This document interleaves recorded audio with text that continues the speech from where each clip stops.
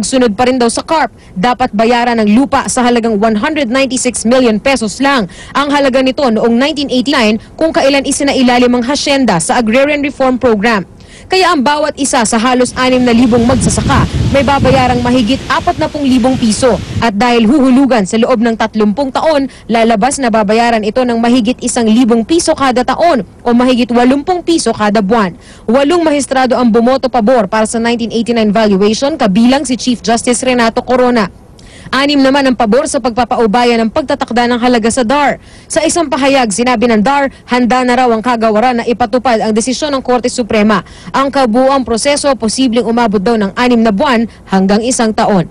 Prioridad lang yung 1989 Original Farm Worker Beneficiary sapagkat sila'y matatanda na at matagal silang nakipaglaban dyan. Siguro naman dito sa desisyong ito ay magkakaisa, no? Para sa unang balita, Lia Manyalak del Castillo reporting. Agad namang nilinaw ng mga abogado ng Hacienda Luisita na hindi papamahagi ng lupa ang kanilang tinututulan kundi ang halaga ng ibabayad para rito. Nangako naman ang mga makikinabang na magsasaka na pangangalagaan ng lupang matagal na nilang ipinaglalaban. Narito ang report ni Julius Segovia.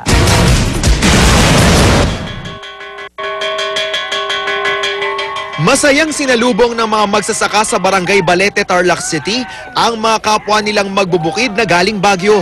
Emosyonal pa rin sila sa pinala-desisyon ng Korte Suprema na nag-uutos ng pamamahagi ng lupa sa kanilang mga magsasaka.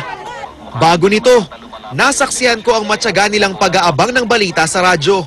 At sa wakas,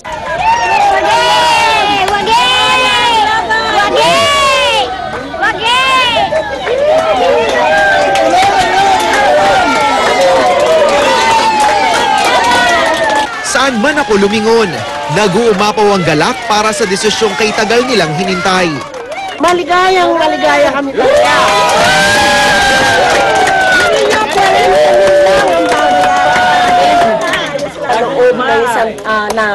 Sa loob ng 30 taon, 40,000 lang. Kanya kami, tontuwa talaga. Medyo teary-eyed kayo, medyo naiiyak po kayo. Hindi po natutuwa po kami, nakuha po namin, nakabit po namin ang Hacienda Luisita, yung pag-ano nila, yung pagdesisyon ng korte. So, kumbaga matagal nyo kasi. Opo, kaya po, namatay po yung kapatid ko dahil sa paglaban na yan. Ibang tuwa ko, napapalaiyak ako sa tuwa. Salamat sa Panginoon. Pero para sa United Luisita Workers Union o ULWU, dapat din daw na may bahagi sila sa kita sa nabentang lupa sa RCBC, Luisita Industrial Park, Luisita Realty Corporation at Esitex. Itong pinagbenta nilang 500 hectares, hanggang ngayon hindi naman nabubuo sa amin yung 33% namin. Itong pinagbenta nila ng Esitex, hanggang ngayon wala pa rin tugon. Paglilinaw naman ng abogado ng Hacienda Luisita, hindi raw ang mismong pamamahagi ng lupa ang tinututulan nila. The co-angkos are not averse to the land distribution. What they are after is payment of their just compensation. It is not the loss of the landowner, it should be their gain. Because they are parting away with their property. Ang palasyo, sinabing ipinauubaya na sa Office of the Solicitor General at Department of Agrarian Reform ang proseso ng pagbabayad sa Hacienda Luisita. Sa huli, may pangakong binitawan ng mga magsasaka. Pangalagaan namin mabuti ang lupang matagal namin ipinaglaban. Pakikinabangan ng mga tao yung matagal na nilang inaangad na sa kanila yung lupa. Para sa unang balita, Julius Segovia reporting. Ang desisyon ng Korte Suprema ukol sa total land distribution ng Hacienda Luisita bubusisiin sa talakayan with Igan mamaya. Maaari rin po kayo makilahok sa aming talakayan. Mag-post lamang ng inyong mga opinyon at tanong sa aming Facebook fan page, facebook.com/unanghirit at sa pamamagitan ng Twitter, twitter.com/unanghirit. Samantala, sa ibang balita, inaalam pa rin ng pulisya kung sino ang nakabaril sa lalaking nasawi sa kaguluhan sa demolisyon sa Silverio Compound sa Parañaque nitong Lunes.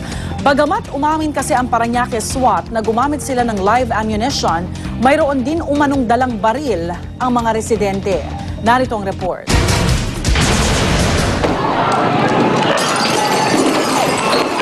Tama Biktima ng bala sa ulo ang kumitil sa buhay ni Arnel Leonor. Siya ang kaisa-isang nasawi sa nangyaring karahasan sa demolisyon sa Silverio Compound sa Parañaque noong Lunes. Simula kahapon tanghali. Hanggang ngayon, hindi pa rin matanggap ng ina ni Arnel ang sinapit ng anak. Binibintangan pa nila na kasali daw doon sa nangbabato. Sabi ko mas mabuti nga siguro kung nandun siya nagbabato dahil hindi sa matamaan ng bala. Dahil yung mga pulis na nakaharap sa nagbabato, hindi pwedeng gumamit ng bala dahil bawal, di ba? Wala siya doon kaya nandito siya yung sniper nagkakalat Ang sentro talaga ng SWAT, yung mama na naka-jacket at saka yung mama na nakaupo na may tira doon, nakita nyo sa video, yun po ang sentro talaga, hindi siya. Kaso siya lang kasi umikot siya ng ganun sa island. Pero hindi pa matukoy kung sino ang nakabaril at nakabatay kay Arnel. Bagamat inamin na kasi ng Parañaque SWAT na gumamit ang ilan nilang tauhan ng live ammunition, may dala rin ng baril ang mga residente. Patunay raw ang mga na-recover nilang basyo ng caliber 38 at bala ng shotgun na maaaring ginamit na bala ng sumpak. Iimbestigahan na raw ito ng binuong Special Investigation Task Force Silverio. Pero para sa hepe ng Parañaque Police, malinaw na nakasaad sa Rules of Engagement ng PNP na bawal na mag-warning shot sa mga demolisyon. Nakalulungkot at dumating po sa punto ng iba po sa aming kasamahan ay nakarating doon sa decision na kailangan niyang gumamit ng kailangan niya magpaputok as warning shot sapagkat sa palagay niya ay nalalagay na sa ang kanyang seguridad, ang kanyang buhay at yung mga buhay ng nasa paligid niya.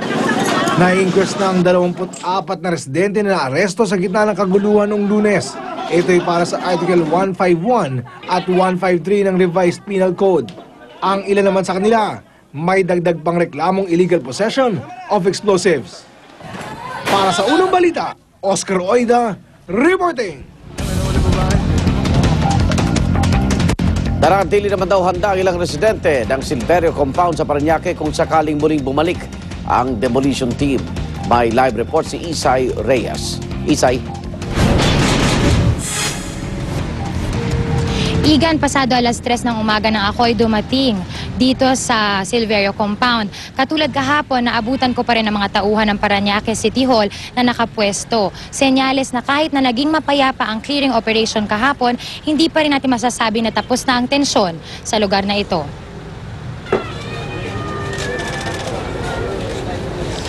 Una kong tinunto ng bahay ni Ariel Leonor, ang binatang namatay sa Girian noong Lunes, pero pagpasok ko sa bukana pa lang ng kanilang bahay, nakabantay na ang kanyang ama at may nakapaskil na bawal ang media sa loob. Hindi kami pinayagang kumuha ng kahit anong video, ngunit sa aking panayam sa ama ni Ariel, sinabi niyang siya raw ay pagod na hindi lamang sa sakit ng damdamin, kundi sa maling impormasyon na inilalabas ng ibang taga-media. Git niya, hindi raw namatay ang kanyang anak dahil sa tama ng bato, kundi sa tama ng bala sa ulo. Sa pag-iikot naman namin, sinabi ng ibang residente na handa na sila kung muling babalik ang demolition team. Kung takot ng pag-uusapan, wala na. Sa nangyari na to, wala nang takot dapat.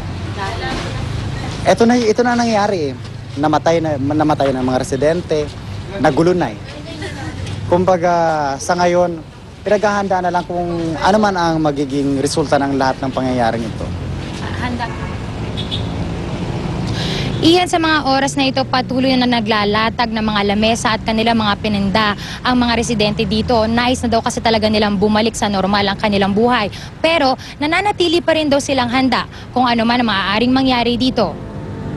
Yan muna ang latest dito mula sa Parañaque City. Igan?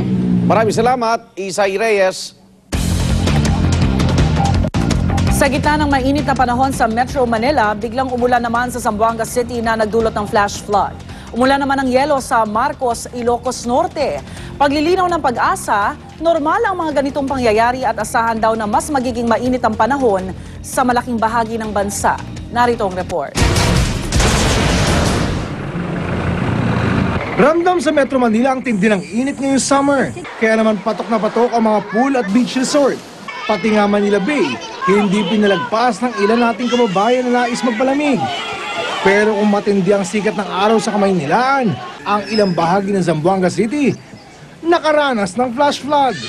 Dala raw ito ng malakas na pagkulog at pag-ulan na naging sanhi ng pag-apaw ng ilog, partikular sa barangay Bolong, Zamboanga City. 5 barangay naman sa Ilocos Norte ang nakaranas ng hailstorm o pag-ulan ng yelo. Kwento ng mga residente, nagsimula raw munang magdilim ang kalangitan kasabay ng paggulog at pagkidlat sa kabumuhosang malakas na ulan na may kasamang pitak ng yelo. Ang pagkakaroon ng matinding tag-init sa Metro Manila, pag-ulan sa Zamboanga at pagbuhos ng yelo sa Ilocos Norte, weird weather condition kung ituturing. Pero ayon sa Pag-asa, wala raw dapat ikatakot dahil normal raw itong nangyayari sa isang tropical country gaya ng Pilipinas. Kasi yung floods na nangyayari ngayong summer, yun yung ang causes niya yung thunderstorms. Sunod-sunod yung thunderstorm doon at saka yung concentration ng ulan nasa isang lugar lang. Yung hailstorm, ganun din, halos lahat naman ng ulan, pag nasa ulap pa yan, yelo yan. Malamig kasi yung temperatura dun sa kaulapan at medyo mababa yung clouds nung bumagsak siya, kaya hindi siya ganun natunaw. Taon-taon naman nangyayari yan eh. Kahit na napakainit, may mga pag-ulan pa rin nangyayari. Dagdag pa ng Pag-asa, posible raw magkaroon pa ng pag-ulan sa ilang bahagi ng bansa. Pero sa ngayon, maiging ihanda na muna ang pamaypay at mga pamatid-uhaw na pampawi ng init. Dahil magtatagal pa ang mainit na panahon hanggang sa huling linggo ng Mayo. Well, sa record po ng Pilipinas, ang pinakamainit na temperatura ay nangyari po during the month of May. So, bago matapos ang buwan ng Mayo, maaaring matapos na rin po yung summer. Para sa unang balita, Oscar Oida, reporting.